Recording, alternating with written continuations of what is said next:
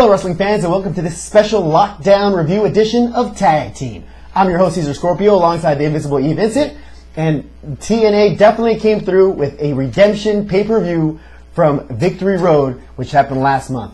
It was full of action, to say the least, a little bit of mind twist, mind games here, and a nice surprise at the end. But it all started off with the number one contenders match for the X Division. E, how did that go on? X Division, the match was off the hook. It was 8 contenders going back and forth. Lots of big moves, lots of high flying because it's not a big heavyweight division. Some big moves from Jay Lethal, who's back. Chris Sabin. Let's see who else. Ultimately, it ended with Max Buck winning the contenders spot.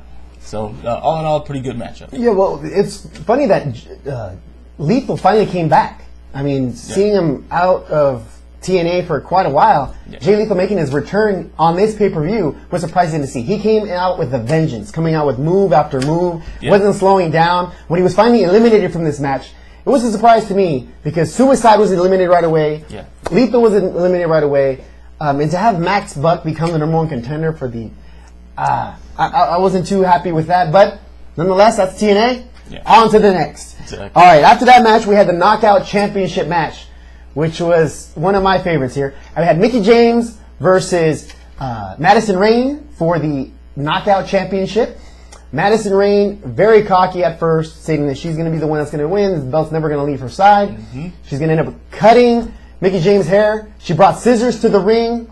And a barber's clippers. Yeah, and clippers. Ready to buzz it out. Ready to go for it. Turns out that the match was completely the opposite. Mickie James took domination from the beginning of the match till the end. It was only a 1 minute long match, but this match ended with the sky-high jumping DDT that Mickie James is famous for. Monster DDT. And that was it. Period. Stamped that. Delivered. New champion. And it was entertaining for me to see. What did you think about that match, E? All I have to say is if a match is going to be that short, that's how it should go out, with a bang. Right. I definitely agree.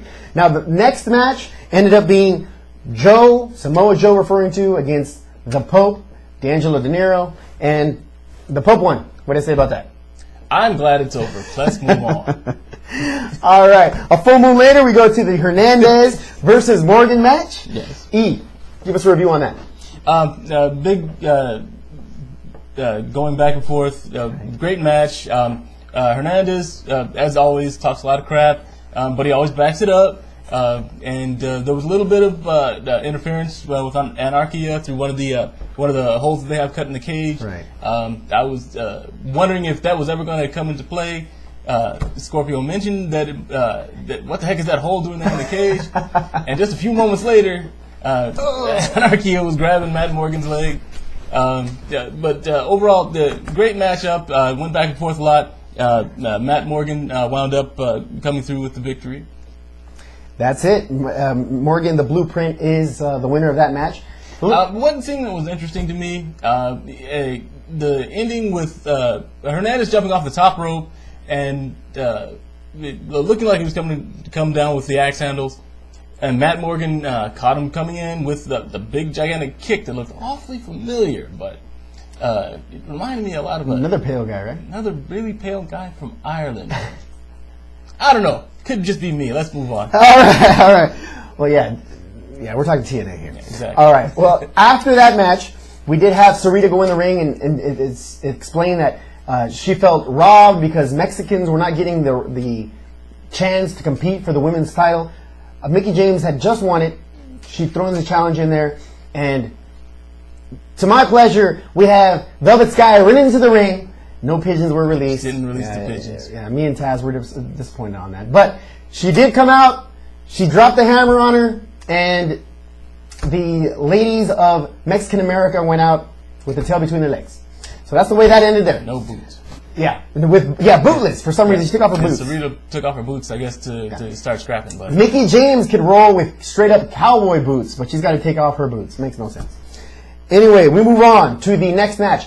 Jeff Jarrett versus Kurt Angle in this 3 falls match. Now, we previously advised that the first one was going to be pinfall. It was switched around for some reason last minute. First match was going to be submission. Second was going to be pinfall. And the third, escape from the cage. What happened? Well, Kurt Angle, everybody expected Kurt Angle, obviously because it was going to be submission. Right. He's the submission technician. Nice. And TM patent pending. And everybody expected him to take that one. But Jeff Jarrett was able to land that one. Right. And then after that, they moved on to the pinfall. And again, reverse. Everybody was expecting Jeff Jarrett to get that one. Right. And that one turned out to be Kurt Angle who took that one. Well, no, the pinfall. It was backwards. Jeff Jarrett's the one who got the pinfall after he did a reversal and got Angle in the small package. Yeah. Yeah, the ankle lock was, of course, going to be coming into play here in the first fall. But yeah, Jeff Jarrett ended up taking that over here with that small package, sneaked out the victory, which was expected. But the last fall was the most entertaining. What happened with that one? Yeah, with the last fall, basically Jeff Jarrett, what was supposed to happen, someone was supposed to get out of the cage. Kurt Angle had it pretty much sewed up. He'd beaten Jeff Jarrett into a pulp. Cage was open, could have walked away.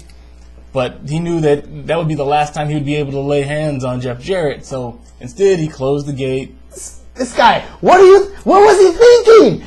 Get out of the cage! It's right there. I go, man, this guy's going to get a restraining order after this match. This guy needs to lock that cage, which he did, took the key out, put it down his pants, and said, let's go. Me and you right here. No one can protect you. Cops aren't in the ring. Let's throw down. And he did just that. He put his head to the cage. Jeff Jarrett bloodied up. Woo. Beat him into submission, but unfortunately, it wasn't enough. And once Karen came down, opened up the cage, and a ban from ringside, by the way, from the beginning of the match. At the beginning, the referee sent her back to the locker room area. She snuck back down, opened up the cage. Jeff Jarrett tried to crawl out. He got stopped a couple times by Kurt Angle. Karen sprayed Kurt Angle in the face with something. Hair spray, I don't know what it was. But, and still couldn't get out. Still couldn't get out. Jeff Jarrett crawled out. Karen had hidden one of his El Kabong guitars under the mat. It came from nowhere. From nowhere. No mariachis were before the match or anything. Nope, nothing like that. So guitar comes, boom, upside his head. Still tries to get out. Still can't get out because here comes Kurt Angle grabbing his ankle. So what happens? Karen Jarrett goes, bam, to the gate. Yeah. And here's the thing. It looked like Jeff Jarrett actually got most of that gate. I think he did. But, Jarrett got a bit of that. Yeah, but nevertheless, Kurt Angle... delayed reaction? Fell back. Yeah. So it's incredible pain. And then Jeff Jarrett was able to crawl out onto the floor. So... that was it. Action-packed match. That was it. That was the beginning of an exciting night. That was pretty much the beginning of the whole thing. But yeah, that was a great match there. Huge. Followed by the championship 3-way. Now this is going to be RVD, Sting, and Mr. Anderson. What? Anderson. There you go. All right. Well, Mr. Anderson, again, goes in there. We don't really know what to expect here from RVD. Match continues. Double Scorpion Deathlock on RVD and Mr. Anderson. Then a double mic check on Sting and RVD. Man, it was going in the right direction. What happens next? Hulk Hogan comes out, gives a pipe to RVD, touching base on what happened here on Impact, and RVD takes it. Now RVD throws it back against the cage at Hogan, and what happens? As he's talking to Hulk Hogan, who picks it up? The opportunist, Mr. Anderson, picks it up, bashes RVD in the back with it, but we have another opportunist here that's in this match, which is Sting. While he's hitting, he's grabbing. Scorpion Death Drop, 1, 2, 3, out my head. Retains the title. So that's how that one went. It was action-packed. It was short. I'm noticing that a lot of these Sting matches are falling a little short, but that's what it ended up being the case, and that's how that match turned out. Now, of course, that wasn't the main event because we did have the Lethal Lockdown match. Lethal Lockdown. That was sick. Ridiculous. Alrighty, now that match started out, guys coming in, guys coming out. It was every 2 minutes, the way that ended up working out. The match didn't really begin until the lid was put on. Exactly. What happened at that point? When the lid was put on, after all 8 men were inside of the ring, the lid dropped down. Now, the lid is lined with all sorts of weaponry, trash cans, trash can lids, axe handles, kendo sticks. It was very, very dangerous, chock full of danger. And once the lid went on, everybody started beating on everybody. It was going in Fortune's direction. Somehow or another, Matt Hardy got outside, and Christopher Daniels followed him outside. Matt Hardy started climbing to the top of the cage, up on top of the roof of the cage. Matt Hardy gets Christopher Daniels, flips him. Christopher Daniels almost goes off the edge. I'm not sure if they planned to. No, they didn't. He scurried back up, and then he kind of dangled his legs down. Yeah, it totally was not supposed to happen that way. Not quite that close. But nevertheless, the match went on. More action up on top as Abyss and Matt Hardy were down at the bottom of the cage, or rather down on the bottom outside of the cage on the floor. Christopher Daniels throws himself off the top of the cage at these two. How tall was that? It had to be at least 20 feet. Somewhere between 15 and 22 feet. It was pretty high. When you see the top of these guys' heads, and the cage is still goes on, it was pretty high. Another Matt Morgan up. So. Yeah, it was pretty high. So this drop was pretty impressive by Christopher Daniels. It was a sight to see. So yeah, he's definitely cementing his place back at the table at TNA, no question. The best part of the match is yet to come. Once that happens, while this is going on the outside of the ring, who's in the ring? Bully Ray's in there with a kendo stick, beating on everybody, swinging on people, busting them up beside people's heads. I'm sure in TNA there's no fines for that, but busting people up. What happens after that, E? Once Christopher Daniels again gets back inside, Billy Ray's been beating on everybody. Billy Ray is taunting him, about to bust him up. And by the way, he had ditched the kendo sword and gotten an axe handle by that point. Yeah. Taunting Christopher Daniels, telling him, "Hey, I got your blood on my face. This is my blood. This is your blood. This is for your friend AJ Styles." Put you right up there with your best friend. Out of nowhere, for no good reason, from the back, here comes AJ Styles. Oh! He shouldn't be better back now, just yet, but he is somehow. Runs to the ring, gets inside the cage, cleans house. AJ Styles is back, and back with a vengeance. And they got the pin.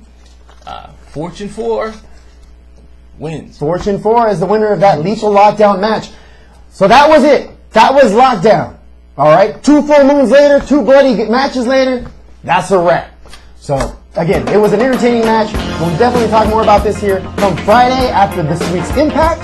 But I hope you enjoyed not only the live coverage on UnifiedWrestling.com, but also on the show. Now for myself, Cesar Scorpio, and Invincible E. Vincent, thank you very much for watching. Don't miss our Tuesday show. Peace. Have a good one.